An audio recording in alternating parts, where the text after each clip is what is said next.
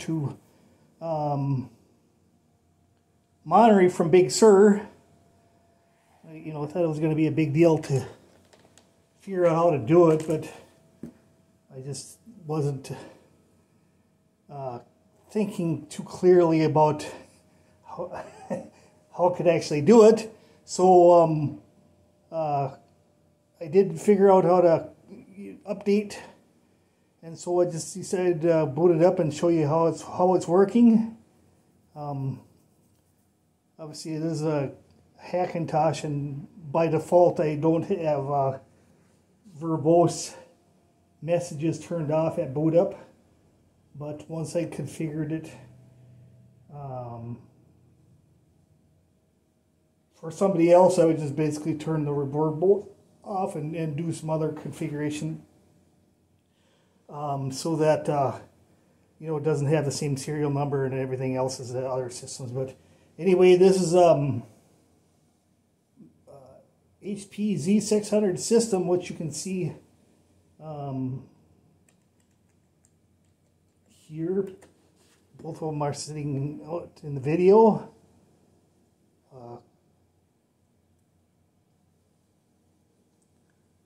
Like, it's actually the old system. The new system is still set up on the same setup with the NVMe. It's got a card. I did pull out the video card that I was using before, and I'm actually downgraded from 740 to 640. You know, just to make sure that it works fine. So actually, this actually has a GT640 in it that's actually working with it at this time. Nothing much has changed.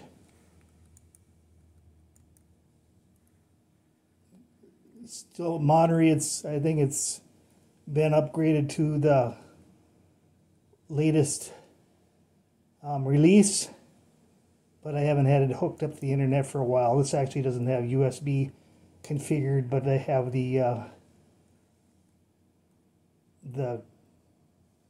one of the methods is we actually install the USB adapter in this system on the desktop here, which is actually this.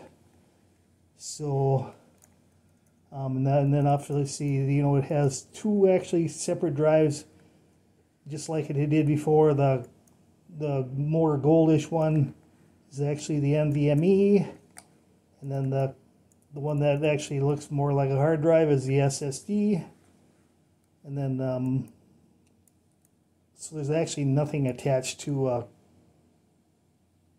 the SATA drives as far as hard drives or anything like that, but it has room for actually two SATA hard drives, which, you know, you could be used for storage or whatever. But as you can see, everything is set up and functioning as it should.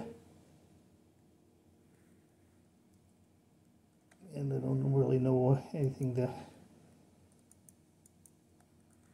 show you, except, like I say, this is actually like Monterey,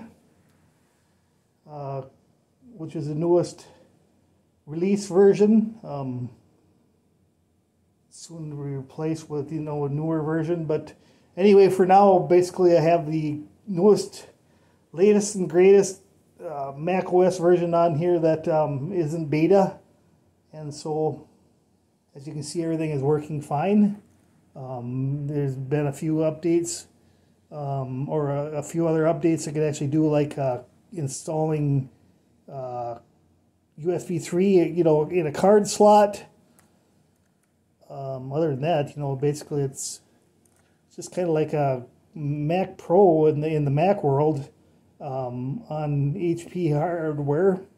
It's got 2 Xeon processors, and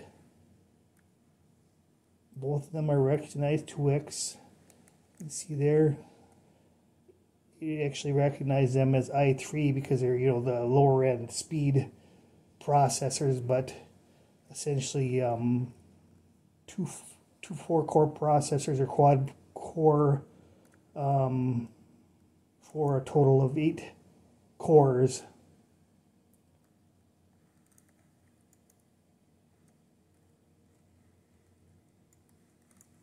And if you wanted a low-end budget, cheap Hackintosh, I don't know, I can't say that it's really cheap, but cheaper than buying a Macintosh, equivalent, you know, like Mac Pro or whatever, because like I say, they Mac Pro will actually use exactly the same processors, Xeon processors, as this HP system has in it. You know, so if you actually went to do any upgrades, you would actually order equivalent processors that, you know, like I say, that could be used in this system, except the Mac Pro will actually support a little bit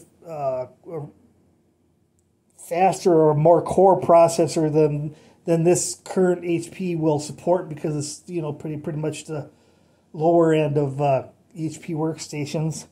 So like I said, I think it would be the 5680 would be supported in a Mac Pro, where this one actually would only go as high as a 5675. So but performance wise, I'm not sure, you know, how much, you know, how much noticeable performance or speed, you know, would be noticed, you know, with a, you know, any kind of processor upgrade. But anyway, here it is. It's basically HPZ600 running macOS Monterey, the latest version for now.